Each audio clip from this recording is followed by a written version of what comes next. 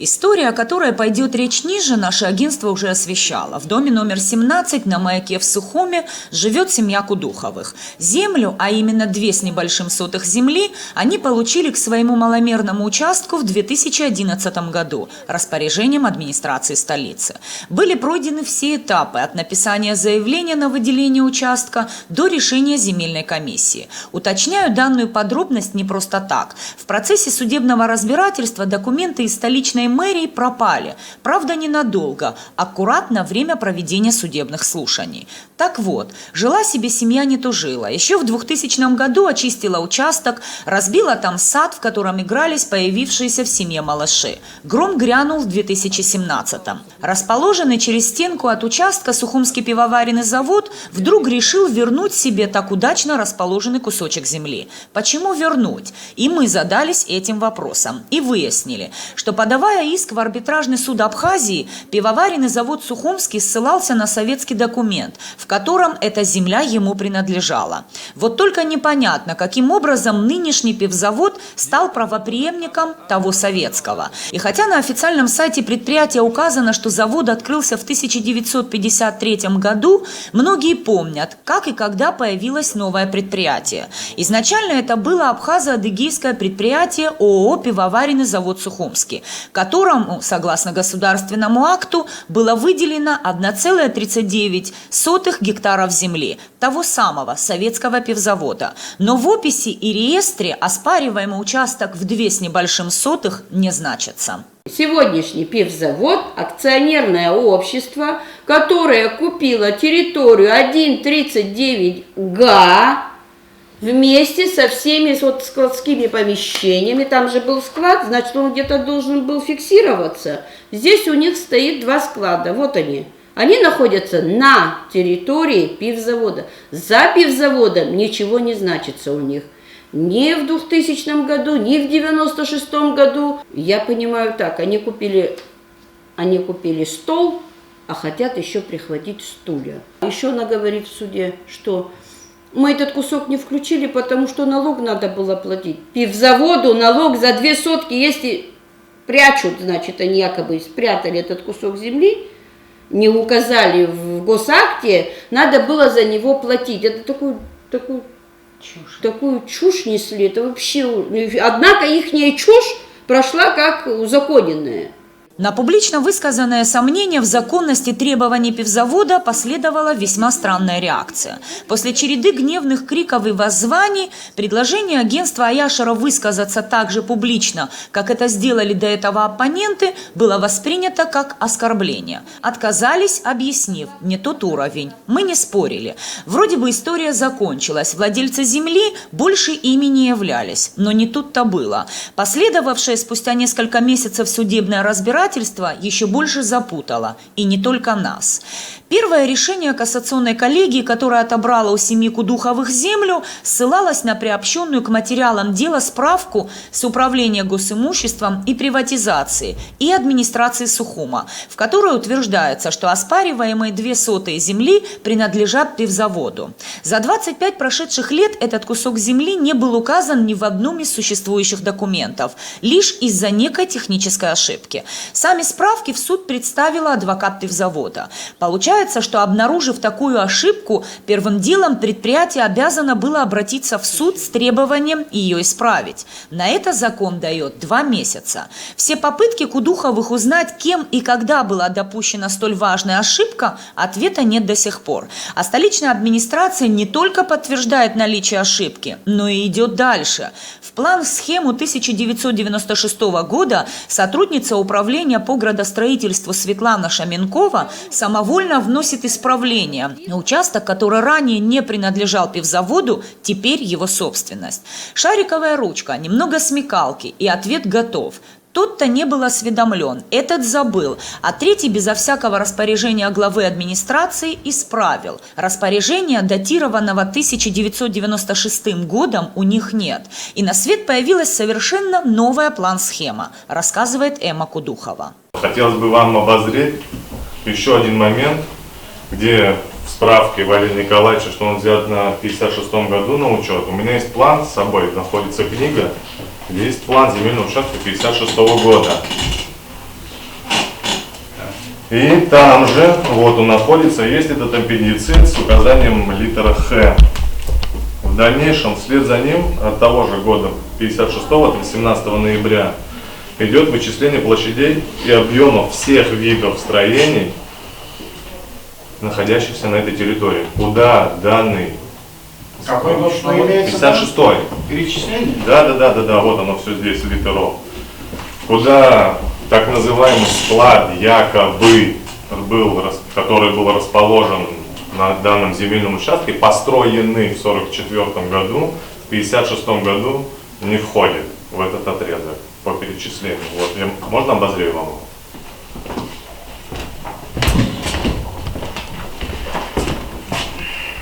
Вот схема 1956 года. В том же 1956 году... Так, оспариваемый участок обозначьте. Вот он. Вот Да, это? так точно. Вот Армейский. территория пивзавода. Вот оспариваемый участок, на котором установлен определенный литр. Вот пошла опись. Он находится под литром Х. И пошла опись 1956 года. Пожалуйста. Сейчас мы там Нет, долго надо искать. Нет, зачем? Тут все написано А, Б, В, С. Тут даже видно, что после Н идет буква Х, и последняя, будем считать, завершающая, это буква Э. А перед буквой Н находится буква Литр Х. Х. Да. Литр Х. И она не была собственностью. И вообще доказывать то, что именно там стоял какой-то склад, который якобы принадлежал пивзаводу, тоже как-то состоятельно. Возникает вопрос, а по поводу других документов, других описей имущества, вы знаете, там доли покупались, продавались Там и так также далее. указаны Там, где склады, проходит, все, но насколько в описях имущества пивзавода значится этот склад. в документе 56 года, на что ссылается в принципе пивзавод изначально, что у нас есть документ 56 года, на котором определен этот аппендицит, ничего не подтверждено абсолютно тем, что именно там находился этот материальный склад. И то же самое ничем не подтвержден тот факт, что это госимущество говорит. Вот вы схему представили, вот это как называемый аппендицит, эта территория кому все-таки принадлежит? Сегодня Пудухово, на мой взгляд. Не ваш взгляд. На Взгляд сегодняшний день администрации города Сухум в соответствии с законодательством официально кому принадлежит этот земельный участок. именно сегодня, Да. исходя из всех сложившихся ситуаций, благодаря определенным решениям, он принадлежит сегодня пивоваренному заводу на основании кассационного определения. Если отменить все эти, убрать, не брать во внимание все эти решения, он принадлежит господину Пудухову. Типы распоряжения архивных документов демонстрируют, что пивоваренный завод «Сухумский», получив 2 государственных акта, ни разу за прошедшие годы о маленьком участке и не вспоминал. Да и как они могли о нем вспоминать, если он никогда данному заводу и не принадлежал, говорит хозяйка земельного участка. Женщина пояснила, что причиной нынешнего прозрения, по заявлению на суде самих представителей пивзавода, стала банальная нехватка уже имеющейся территории. По закону, в случае, если при получении госакта произошла ошибка, дважды, такое, наверное, тоже бывает, у владельца есть 2 месяца на ее исправление. Пивзавод не только не исправил, как они говорят, ошибку, но и с 1999 года, за 20 лет, ни разу о ней не заикался. Арбитражный суд Абхазии в данном деле разбирался дважды. На основании одних и тех же документов появились 2 совершенно противоположных решения. Окончательно землю у семьи Кудуховых отнять и передать пивзаводу. За основание суд взял несколько фактов. Один из них – отсутствие протокола о выделении земли, который таинственным образом исчез из администрации. И получилось, что Кудуховы якобы землю получили незаконно. Сами себе выписали распоряжение, начертили план-схему и отвод. Кассационная инстанция в мотивировочной части, где суд ссылается на то, что администрация не имела права выдавать распоряжения, не были соблюдены нормы требования земельного законодательства. Согласно земельному кодексу, то есть распоряжение не может появиться без комиссии, без протокола. То есть должно в первую очередь создаться комиссия, которая рассматривает вышеуказанное заявление обращения граждан, после этого порождается распоряжение. Исходя из мотивировочной части, истекает то, что получается было распоряжение, из-за этих письменных ответов, полученных с администрации, получается, что распоряжение было, самого протокола не было. И что я считаю, что суд был введен в заблуждение, говоря о том, что не было исполнено нормы земельного законодательства. Эмма Кудухова с таким решением не согласилась и стала обращаться в администрацию, надеясь найти в длинных коридорах и многочисленных кабинетах неожиданно пропавшие документы. И нашла. После вынесения вердикта якобы утерянный пакет документов обнаружился. Там, где и положено, в администрации Сухума. Объяснили пропажу обычной халатностью. И, как бывает в нашей стране, наказание за это никто не понес. По вновь открывшимся обстоятельствам, согласитесь, документы администрации очень даже веское основание. Тем более суд ссылался на их отсутствие. Эмма Кудухова снова подала в суд. Нашлась справка, выданная БТИ в 2010 году, в которой черным по белому указано, что данный кусок земли никем не обременен, ни за кем не значится и свободен. Этот обязательный документ направлялся в земельную комиссию. Почему я об этом рассказываю так подробно? Не поверите. Но когда все же утерянные документы нашлись, суд уже стал сомневаться в подлинности подписи, которая стояла в этой справке. В начале заседания и вовсе произошел забавный казус. Представитель администрации Сухума озвучил ходатайство об отводе одного из членов суда, супруга которого состоит в родственных отношениях с директором Сухумского пивоваренного завода. Слегка опешив от такого заявления, члены суда малость подрастерялись. С чего я так решила? Да с того, что для вынесения решения, по словам председательствующего Логуа, суд обязан удалиться в совещательную комнату не менее чем на сутки. Более того, Омяни Логуа пояснил, что рассматривать это ходатайство будет председатель арбитражного суда. Удаляясь, судьи с нами попрощались, но не прошло и получаса, как нас всех вновь позвали в суд. Оказалось, что сутки на рассмотрение ходатайства необходимо лишь тогда, когда отвод объявлен всему составу суда, а не одному члену коллегии. По словам Омяни Логуа, который подробно разъяснил всем присутствующим процедуру, суд продолжит свою работу, так как ходатайство отклонено. А как же сутки? Согласно ответу администрации города Сухум, исходящий номер 24/423 от 14.06.17 года, сообщаем, что по сведениям архива Управления архитектуры, градостроительства и землеустройства администрации города Сухум, протокол номер 3 от 20.05.11 года отсутствует. 15.03.19 года мне была выдана копия протокола номер 3 от 20.05.11 года администрации города Сухум.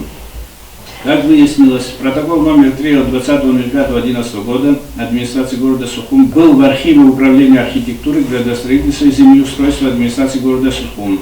Я считаю, что администрация города Сухум скрыл факт существования протокола. Согласно ответу начальника БТИ администрации города Сухум на запрос ООО «Пивоварный завод Сухумский» сообщает, что Сухумский пивоварный завод, расположенный по улице Адлиба номер 88, был взят на учет БТИ 25.12.1956 года. В плане того времени спрашиваемый отрезок земли мерой 228 квадратных метров действительно являлся частью территории пивзавода. Однако мне 13.07.2010 года при сборе документов на оформление вышеуказанного земельного участка была дана справка начальником БТИ администрации города Сухум, где сообщается о том, что земельный участок по второму переулку улицы Пивзаводской между домовладениями номер 13, 15 и 17 не значится ни за кем, не обременен, свободная территория мерой 271 квадратный метр. Я считаю, что ответом начальника правового отдела администрации города Сухум на заявление ООО «Пивоварный завод Сухумский» арбитражный суд был введен в заблуждение, что подтверждается ссылкой в мотивировочной части определения Кассационной коллегии арбитражного суда Республики Абхазия. По сведениям архива Управления архитектуры, градостроительства и землеустройства администрации города Сухум, протокол номер 3 заседания земельной комиссии администрации города Сухум от 20.05.11 года отсутствует. В связи с чем считаю, что Кассационная коллегия арбитражного суда Республики Абхазия не имела возможности объективного и всестороннего рассмотрения гражданского дела. Выслушав адвоката Кудуховых, который очень подробно останавливался на каждом аспекте рассматриваемого дела, суд перешел к вопросам. И их оказалось немало. И все они задавались, мягко говоря, с некой претензией. Было ощущение, что судьи не ожидали увидеть столь внушительный перечень документов и искали любую возможность, только бы не приобщать их к материалам дела. Ваша реакция на эти документы какая была? Вы возражали, вы соглашались с ними? Они же приобщены были к материалам? Мы не соглашались, мы говорили, что это администрация нам блокирует, не дает эти ответы, чтобы мы могли представить, что они на тот период времени не давали возможности получить копию этого протокола, что мы им говорили, что он есть, что мы сомневаемся, что его нет, не может быть просто так, чтобы взяли и дали без комиссии. Что вы сейчас увидели? Вот что вы предлагаете кассационной коллегии признать новыми обстоятельствами, которые могут повлиять, могли, если были бы известны, могли повлиять на... Тот же существование протокола говоря о том, что это распоряжение было незаконное. То есть на момент рассмотрения кассационной коллегии исковое заявление пивоваренного завода Сухумский, в той ситуации, если был бы протокол, может, я думаю, что суд еще объективно рассмотрел бы. Госкомимущество дает конкретно ответ на то, что склад материально был расположен на данном земельном участке.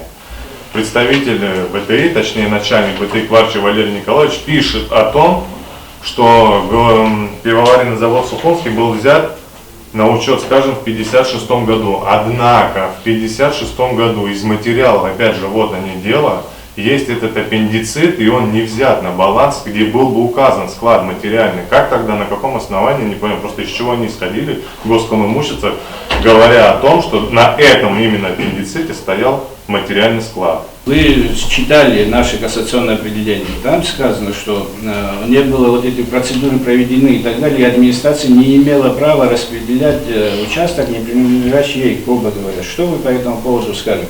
Вы поддерживаете, мы поняли вашу позицию, поддерживаете заявление о пересмотре. Но по этому поводу что вы скажете? По поводу отвода.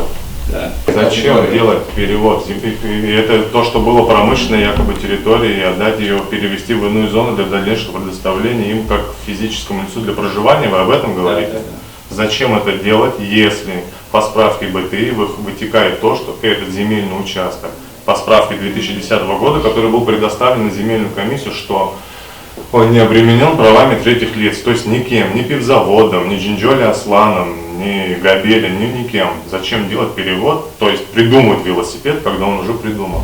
То есть вы исходите из того, что вот этот участок был в пользовании администрации свободный, поэтому передали, и администрация имела право, издавая вот это. Если отклониться сейчас от вопроса данного, я вам скажу так. Если это принадлежал земельный участок, допустим, не знаю, любому из здесь присутствующих, то, пожалуйста, пускай он оспаривает. Но мы сегодня спорим по большому-то счету с пивзаводом. Это пивзавод спорит. Ну, спорит с нами, и мы с ними. Спорит, да, оспаривает нормативно-правовой акт. Извиняюсь за нетактичность на выражения. администрацию города. Извиняюсь за нетактичность выражения, но суть Это это не замена изменила. предмета иска. Я не понял ваш ответ на этот вопрос. Я не вижу смысла в переводе земли из одной категории в другую, потому что правами третьих лиц он не был обременен. И был в пользовании администрации. Был в пользовании администрации. Так точно. И администрация имела. Все, спасибо. И вроде бы все ранее потерянные документы нашлись. И в подтверждение заявленным требованиям администрация предоставила весь архивный материал, даже с советского периода. Но суд остался непреклонным. Свое же ранее принятое решение они отменять не захотели. А представленные в этот раз документы, на отсутствие которых суд ссылался ранее, даже не нашли отражения в новом решении. Как и архивные материалы, которые свидетельствовали о том, что оспариваемый участок земли никогда не принадлежал новому пивзаводу. В этот раз отказ обосновали справкой БТИ, которая, по мнению 3 судей, липовая. Определили несоответствие на глаз, безо всякой экспертизы. Вот так история. Одни и те же документы арбитражный суд трактует по-разному. В одном случае пивоваренный завод Сухумский, не являясь правопреемником советского пивзавода, не имеет права претендовать на землю. В другом может.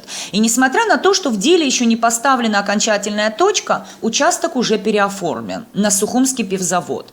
Но Кудуховы так просто сдаваться не собираются, все еще надеясь на закон, который, по их мнению, в нашей стране просто обязан восторжествовать. Вот вам еще одна история правосудия по-абхазски. И таких в нашей стране отнюдь не единицы. И если раньше между собой судились обычные граждане, то теперь в дело вступают крупные организации. А суд, видимо, снова удачно забывает, что в таких делах приоритет всегда дается физическим лицам, а не предприятиям. И тут явно встает вопрос о зоне ответственности тех, кто призван вершить правосудие. Не по понятиям, не по желанию, не в угоду кому-то, а по законам Республики Абхазия.